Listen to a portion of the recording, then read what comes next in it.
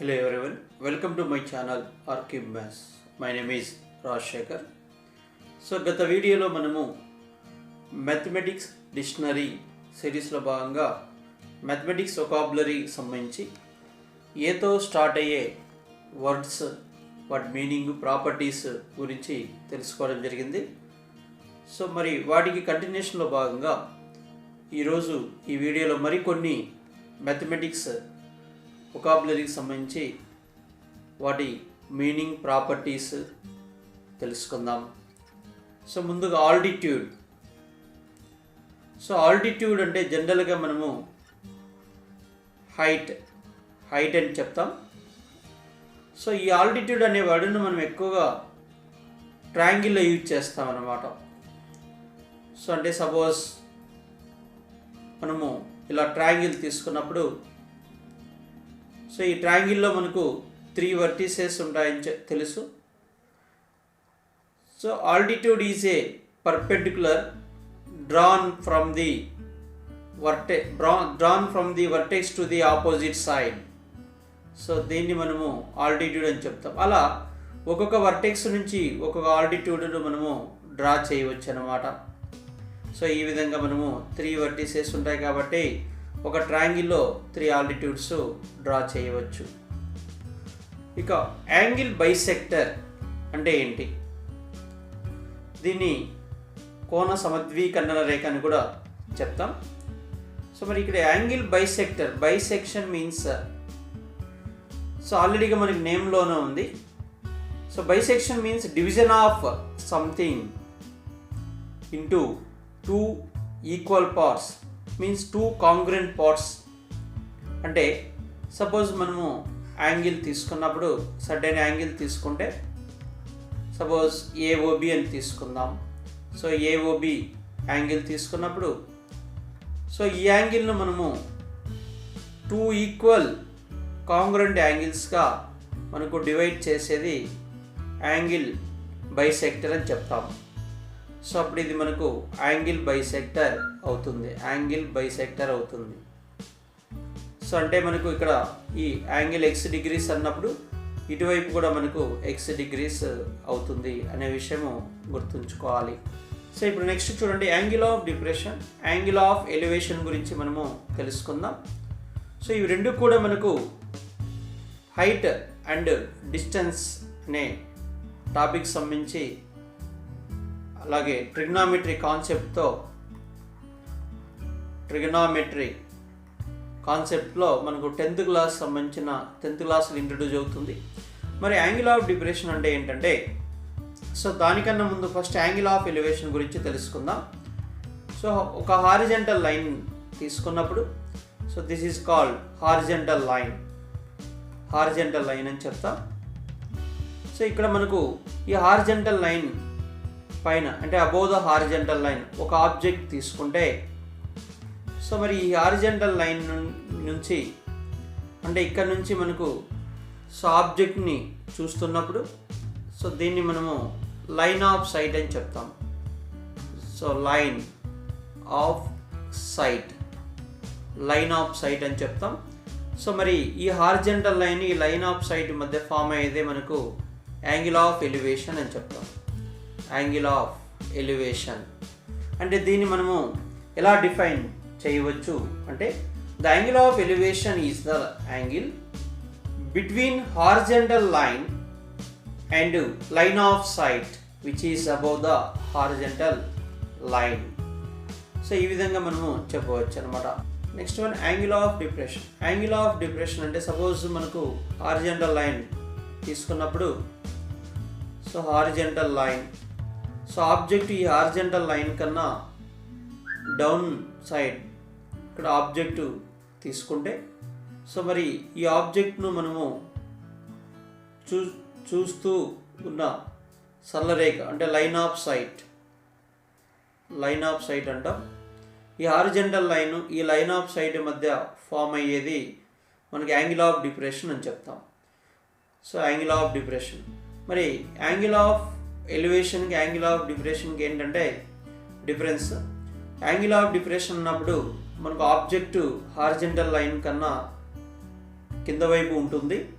So మరి ఆ రెండింటి మధ్య మనకు యాంగిల్ ఫామ్ అవుతుంది. సో యాంగిల్ ఆఫ్ ఎలివేషన్ మనము ఊర్ధ్వ కోణం అని, అలాగే యాంగిల్ ఆఫ్ డిప్రెషన్ నిమ్న కోణం అని పిలుస్తాం. రైట్, నెక్స్ట్ వన్ చూడండి, యాన్యులస్. సో యాన్యులస్ని మనము రింగ్ అని కూడా పిలుస్తాం. సో తెలుగులో కంకణం అని చెప్తాం, వృత్తాకార కంకణం అని చెప్తాం. సో దీన్ని మనం ఏ విధంగా డిఫైన్ చేయొచ్చు అంటే, so an annulus is the region between two concentric circles. So it is shaped like ring or circular ring. So అంటే మనకు టూ కాన్సెంట్రిక్ సర్కిల్స్ అంటే ఒకే సెంటరు డిఫరెంట్ రేడియై ఉండేవి, వాటిని మనము కాన్సెంట్రిక్ సర్కిల్స్ అని చెప్తాం. So smaller, let it be smaller is the radius of the smaller circle, capital R is the radius of the outer circle or bigger circle. So మరి ఈ రెండింటి మధ్య, ఈ టూ కాన్సెంట్రిక్ సర్కిల్స్ మధ్య, so ఇక్కడ మనకు గ్రీన్ కలర్లో shade చేస్తున్నది ఆ ఏరియా అన్నమాట, ఏరియా ఆఫ్ ది రింగ్ అని చెప్తాం. సో ఈ విధంగా మనం, సో దీన్ని మనం ఏరియాని ఎలా ఫైండ్ అవుట్ చేయొచ్చు అంటే, area of the outer circle minus area of the inner circle pi capital R square minus pi small R square. So ఈ ఫార్ములా ద్వారా మనకు ఈ area of the ring find out చేయొచ్చు. నెక్స్ట్ వన్ చూడండి, arc. So arc means, so arc అంటే suppose మనము circle తీసుకున్నప్పుడు ఈ సర్కిల్కు సర్కంఫరెన్స్ ఉంటుంది. ఈ సర్కంఫరెన్స్లో మనకు part suppose AB is part of the circumference of the circle. This is part of the circumference of the circle, part of the circumference of the circle అని చెప్తాం. Circumference or perimeter of the circle is called arc of the circle. Suppose ఇక్కడ x తీసుకుంటే AXB అనేది minor arc అవుతుంది. So ఇటువైపు y అనే point తీసుకున్నప్పుడు AYB అనేది మేజర్ ఆర్క్ అని చెప్పవచ్చు. సో సింపుల్గా arc means part of the circumference of the circle అనేది గుర్తుంచుకోవాలి. రైట్, నెక్స్ట్ వన్ చూద్దాం, ఏరియా. సో మనకు ఏరియా అంటే జనరల్గా మనకు, సో తెలుగు మీనింగ్ వచ్చేసి వైశాల్యం అని చెప్తాం. సో ఏరియా అనేది మనకు 2 డైమెన్షనల్ ఫిగర్కు ఫైండ్ అవుట్ చేస్తాం. అంటే 2D figures has length and breadth. So మరి ఏరియాను మనం ఏ విధంగా డిఫైన్ చేయొచ్చు? The area can be defined as the space occupied by A flat shape of the surface of an object అని చెప్పవచ్చు, లేదా amount of space with in the circumference of 2D shape. Suppose మనము triangle తీసుకున్నప్పుడు ఈ triangle యొక్క circumference are perimeter, so మనకు some of the 3 sides అవుతుంది. So వీటి మధ్య ఉండే ఈ రీజియన్ని మనము so area of the triangle అని చెప్పవచ్చు అనమాట. సో అలానే సర్కిల్ తీసుకున్నా కూడా ఈ సర్కిల్ సర్కంఫరెన్స్తో ఆక్యుపై చేసిండే, అంటే ఇక్కడ మనకి ఇన్సైడ్, సో ఈ పార్ట్, ఈ రీజియన్ అంతా కూడా మనకు ఏరియా అని చెప్పవచ్చు అనమాట. సో ఏరియా అని చెప్పవచ్చు. సో కాబట్టి సో ఏరియా అంటే సింపుల్గా మనకు ఏమని చెప్పవచ్చు అంటే, amount of space with in the perimeter of A 2D space అని చెప్పవచ్చు అనమాట. సో అది మీరు గుర్తుంచుకోవాలి. సో నౌ అర్థమెటిక్ అంటే ఏంటి అంటే, జనరల్గా మనకు mathematics has so many branches. So arithmetic is one of the branch of mathematics అని చెప్పవచ్చు అనమాట. So in which we study numbers and operations like addition, subtraction, multiplication, division and relation among numbers using various properties them to solve the problems or given examples అని చెప్పవచ్చు. So ఇది మనకు ఒక మ్యాథమెటిక్స్లో ఒక branch. మనకు స్టాటిస్టిక్స్, ఆల్జీబ్రా, మెన్సురేషన్, జామెట్రీ, ఇలా arithmetic కూడా మనకు ఒక బ్రాంచ్ అని చెప్పవచ్చు. ఎక్కువగా అర్థమెటిక్లో మనకు నంబర్స్, అలాగే బేసిక్ ఆపరేషన్స్ ఉపయోగించి ఆ నంబర్స్ మధ్య ఉండే రిలేషన్ కానివ్వండి, లేదా వాటిని బేస్ చేసుకొని అప్లికేషన్స్ అనేది మనకి ఇక్కడ వస్తాయి. సో అర్థమెటిక్లో మెయిన్గా మనకు numbers, LCM, percentage profit loss, అలాగే సింపుల్ ఇంట్రెస్ట్, కాంపౌండ్ ఇంట్రెస్ట్, ఇలాంటి టాపిక్స్ మనము తెలుసుకోవచ్చు. నెక్స్ట్ వన్ చూడండి. So arithmetic mean in progression, arithmetic mean in statistics. So మనకు అర్థమెటిక్ మీన్ ఇన్ ప్రోగ్రెషన్ అన్నప్పుడు suppose ABC are 3 numbers. ABC are in AP in arithmetic progression. So B is called arithmetic mean of A and C. So in arithmetic progression, common difference is same. B minus A is equal to C minus B. From this 2B is equal to A plus C, B is equal to A plus C by 2. So here B is called arithmetic mean. B is called arithmetic mean of A and C అని చెప్పవచ్చు. So మరి స్టాటిస్టిక్స్లో మనం ఎలా define చేయొచ్చు? Arithmetic mean is the most common measurement of central tendency. అంటే so మనకు ఈ central tendency measure చేయాలంటే అర్థమెటిక్ మీను, మీడియన్, మోడ్ వీటిని మనం యూజ్ చేస్తాం. సో అందులో మనకు మీన్ కూడా, మీన్ అర్థమెటిక్ మీన్ను మనం సింపుల్గా మీన్ అని కూడా పిలుస్తాం. సో దీన్ని మనం ఎలా డిఫైన్ చేయొచ్చు అంటే, so arithmetic mean is the ratio of the some of all given observations to the total number of observations.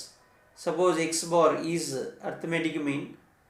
Let it be observations x1, x2, x3 and so on xn, n observations. There is some x1 plus x2 plus x3 plus and xn divided by total number of observations. So this is called mean. Mean is nothing but sum of all observations is divided by total number of observations. స్టాటిస్టిక్స్లో మనం ఇలా define చేస్తాం, ప్రోగ్రెషన్లో ఆ విధంగా మనము చెప్పవచ్చు. Right, next one చూడండి. So what is arithmetic progression? So arithmetic progression అంటే ఏంటి? సో ఆల్రెడీ ఇందాకే మనము డిస్కస్ చేసాం. So what is arithmetic progression? Is a sequence of numbers in order in which the difference of any two consecutive numbers is constant value. So అంటే ఇప్పుడు suppose మనకు 8, 11, 14, 17 ఇలా తీసుకున్నప్పుడు చూడండి. So take two consecutive numbers.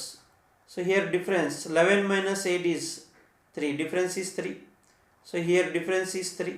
So here difference is 3. So 11 minus 8 is equal to 14 minus 11 is equal to 17 minus 14. So అప్పుడు మనకి 8, 11, 14, 17 అనేవి మనకు ఏపీలో ఉన్నాయని చెప్పవచ్చు, అర్థమెటిక్ ప్రోగ్రెషన్లో ఉన్నాయని చెప్పవచ్చు. అంటే డిస్టెన్స్ మనకు కాన్స్టెంట్, ఈ కాన్స్టెంట్ డిస్టెన్స్ ఉన్నప్పుడు మనకు అవి ఏపీలో ఉన్నాయని చెప్పవచ్చు. అంటే ప్రోగ్రెషన్ అనే టాపిక్లో మీకు 10th క్లాస్లో అర్థమెటిక్ ప్రోగ్రెషన్, జామెట్రిక్ ప్రోగ్రెషన్ అనేది వస్తుంది. సో వీటితో పాటు మనకు హార్మోనిక్ ప్రోగ్రెషన్ అనేది కూడా ఉంటుందనే విషయం గుర్తించాలి. Right, next one ascending order. So ascending order means going up. So అంటే మనకు ఏ విధంగా చెప్పవచ్చు అంటే, so the process of arranging numbers from smallest to largest from left to right. అంటే మనకు స్మాలెస్ట్ నంబర్ నుంచి సో లార్జెస్ట్ నంబర్ వరకు మనకు లెఫ్ట్ టు రైట్.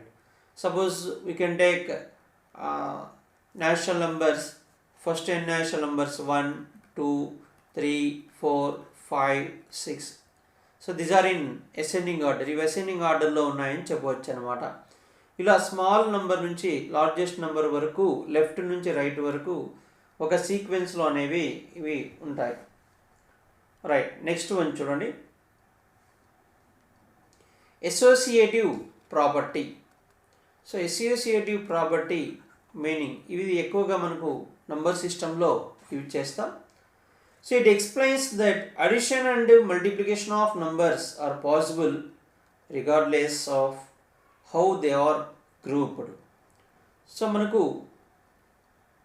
ఇక్కడ అడిషను మరియు మల్టిప్లికేషన్ అంటే ఇక suppose if you take with respect to addition, if you take 3 numbers a plus b plus c, so ఇలా గ్రూపింగ్ చేస్తాం.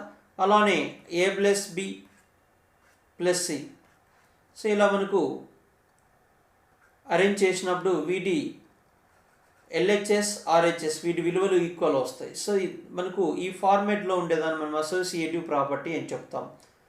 అలాగే if you take multiplication a into b into c is equal to so a into b into c అని చెప్పవచ్చు. ఇలా కూడా మనము with respect to multiplication అన్నమాట. So మరి ఈ వీడియోలో మనము మ్యాథమెటిక్స్ వొకాబులరీ సంబంధించి మనము ఏ లెటర్తో స్టార్ట్ అయ్యే వర్డ్స్ గురించి, వాటి మీనింగ్, సో డెఫినేషన్స్ గురించి మనము తెలుసుకోవడం జరిగింది. సో గత వీడియోలో కూడా మనం ఏకి సంబంధించిన వర్డ్స్ తెలుసుకుందాం. మరి నెక్స్ట్ వీడియోలో బీతో స్టార్ట్ అయ్యే మ్యాథమెటికల్ వర్డ్స్, వాటి మీనింగ్స్, సో వాటి యూజెస్, వాటి ప్రాపర్టీస్ గురించి తెలుసుకుందాం. సో మరి ఇవి 6 నుంచి 6th నుంచి 10th వరకు, అంటే 6 నుంచి 10వ తరగతి చదువుతున్న విద్యార్థులకు సో ఈ మ్యాథమెటిక్స్ వొకాబులరీ నేర్చుకోవడం వల్ల సబ్జెక్ట్ మీద పూర్తి అవగాహన రావడానికి ఈ వొకాబులరీ అనేది చాలా యూజ్ఫుల్గా ఉంటుంది.